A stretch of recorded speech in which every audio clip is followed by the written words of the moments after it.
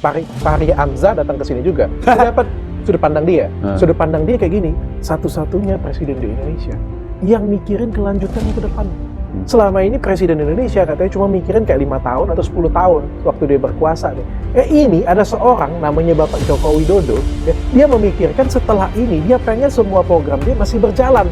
Makanya kayak dia mempersiapkan pimpinan selanjutnya untuk melanjutkan program-program ini. Untung Fahri Hamzah ngomongnya malu dong, kalau ngomong sama gue banting tuh omongan tuh. Bang Fahri, kawan kita. Tahu nggak kenapa dong? Komika Pandji Pragiwaksono terkesan menahan tawa saat Dr. Rika Tleh mengungkapkan pikiran Fahri Hamzah terkait Presiden Jokowi yang menurutnya punya visi panjang tentang Indonesia 2045. Mendengar pemaparan Dr. Rika, Pandji Pragiwaksono tertawa mengejek lalu memberikan jawaban. Coba Fahri ngomong di depan saya, sudah saya banting itu argumennya. Pak Joko Widodo, ya, dia memikirkan setelah ini dia pengen semua program dia masih berjalan. Makanya kayak dia mempersiapkan pimpinan selanjutnya untuk lanjutkan program-programnya dia. Untung Fahri Hamzah ngomongnya malu dong, kalau ngomong sama gue banting tuh omongan tuh. Bang Fahri, kawan kita. Tahu nggak kenapa dong? Dr. Rikat awalnya bercerita bahwa politisi Partai Gelora tersebut pernah datang ke podcastnya lalu mengutarakan pikirannya. Jokowi adalah satu-satunya presiden Indonesia yang memikirkan keberlanjutan. Biasanya seorang presiden cuma memikirkan 5 tahun sampai 10 tahun ia berkuasa. Ini ada seorang presiden yang bernama Jokowi, memikirkan setelah ini agar semua programnya tetap berjalan. Maka ia mempersiapkan pemimpin selanjutnya untuk melanjutkan programnya. Mendengar hal tersebut, Pandji menjawab, untung jawabnya sama elu dok, kalau sama gue sudah pasti gue banting argumennya. Bang Fahri pun tahu itu kan omongan kecap. Masa ada presiden yang nggak peduli sama keberlanjutan programnya? Masa SBY nggak peduli sama keberlanjutan programnya? Nggak mungkin. Itu omongan yang sangat subjektif. Bahwa Pak Jokowi adalah presiden pertama dalam sejarah Republik ini yang peduli dengan keberlanjutan. Gua kasih tahu sesuatu yang objektif dan data. Presiden Jokowi adalah satu-satunya presiden Republik Indonesia dalam sejarah yang anaknya jadi kepala daerah. Pandji lalu melanjutkan, jika itu omongan kecap, masa ada presiden yang tidak memikirkan keberlanjutan programnya? Masa Susilo Bambang Yudhoyono tidak memikirkan keberlanjutan programnya? Itu tidak mungkin. Itu adalah omongan yang sangat subjektif. Kalau fakta dan data, Jokowi adalah satu-satunya presiden dalam sejarah yang anaknya dan menantunya menjadi kepala daerah.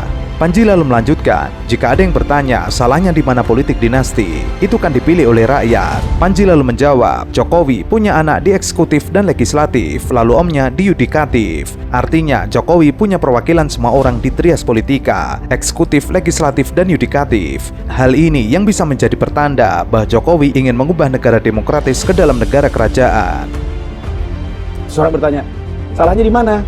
Oke, sekarang lu punya menantu wali kota, lu punya anak wali kota, jadi lu punya orang di eksekutif, om di yudikatif, anak di legislatif.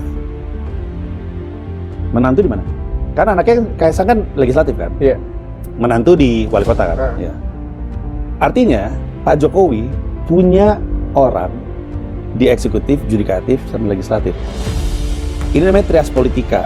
Dulu semuanya jadi satu dok. Dulu satu orang si raja yang nentuin. Ya gue adalah suara rakyat, ya gue hakimnya, ya gue jaksanya, ya gue yang nentuin, semuanya gue. Mau itu Kaisang, mau itu Gibran, mau itu Pak Jokowi, semuanya ngomong. Iya kan ini mah bukan dinasti.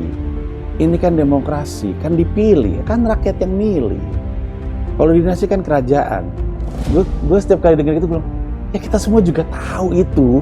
Ketika kita bilang dinasti, inilah bentuk dinasti di negara demokrasi, kayak gini bentuknya. Ia lalu bercerita, setiap ada orang yang mempertanyakan politik dinasti keluarga Jokowi, salahnya di mana? Ia pasti ketawa. Inilah bukti politik dinasti di dalam negara demokrasi. Menurutnya, yang membuat masyarakat kecewa adalah cara-cara Jokowi membangun dinasti seperti sekarang ini. Kalau seumpama Jokowi kecewa menjadi korban dinasti keluarga Soekarno, solusinya jangan bikin dinasti tandingan. Jika Jokowi melihat jeleknya dinasti dari Soekarno, Megawati hingga ke Puan, masa solusinya adalah membuat dinasti yang baru? Indikasi Jokowi membangun dinasti itu faktanya sudah kebanyakan. Dari mengizinkan anaknya yang 2 hari baru masuk PSI langsung menjadi ketua umum. Yang paling terkini adalah kecenderungan Pak Jokowi untuk membangun dinasti. Itu yang paling menjawab. Kalau Pak Jokowi kecewa karena dia jadi korban dinasti Soekarnoisme, solusinya jangan bikin dinasti lagi dong. Kan Bapak ngelihat jeleknya punya dinasti. Karena Bu Mega dan Puan, Ibu Puan dari Soekarno, kan beliau ngeliat kayak apa dinasti. Masa solusinya nggak enak ya ada dinasti, gue bikin aja dinasti sendiri. Masa gitu solusinya? Dan indikasi bahwa beliau ngebangun dinasti mah kebanyakan dari beliau mengizinkan anaknya baru juga 2 hari jadi anggota PSI udah jadi pimpinan. Banyak orang khawatir dengan cara Jokowi melanjutkan kekuasaan. Sekarang ini, masyarakat dipertontonkan dengan cara terbuka memihak kepada salah satu paslon, yaitu Prabowo. Jokowi mungkin tidak ngomong, tapi etikanya, jika Firly Bahuri saja sebagai ketua KPK tidak akan bertemu dengan siapapun yang sedang berkasus, kenapa logika itu tidak bisa diterapkan ke presiden yang bertemu dengan capres yang sedang berkontestasi pilpres? Terlalu banyak orang pada khawatir sama apa yang Pak Jokowi lakukan dan diamnya Pak Jokowi. Sekarang ya, presiden secara terbuka kelihatan, tidak secara terbuka mengakui, secara terbuka kelihatan nunjuk berpihak sama satu paslon. Siapa?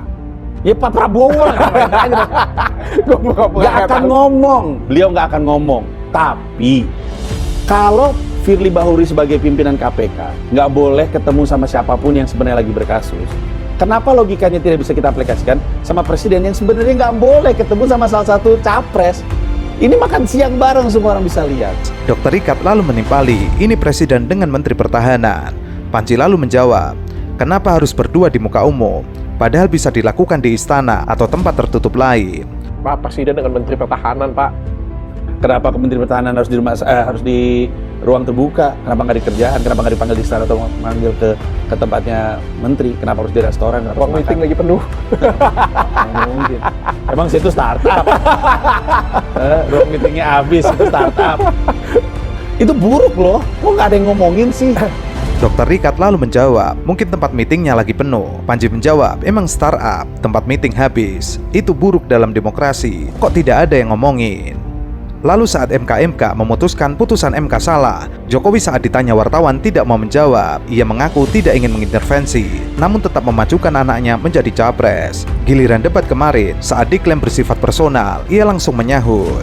Tapi ketika MK udah bilang itu tuh salah itu. Tapi Pak Jokowi nggak ngasih komentar karena katanya saya nggak mau intervensi. Sementara ketika debat tiba-tiba ngomong kok nyerangnya personal, tiba-tiba nyaut. Ngapain sih? What are we doing here? Orang bisa bilang gue benci Anies, benci Ganjar, benci Prabowo, benci Jokowi, terserah deh. Tapi gue ngomong ini tidak berdasarkan benci. Kalau lu mau percaya sama gue ngomong ini berdasarkan cinta. Gue cinta banget sama ini negara.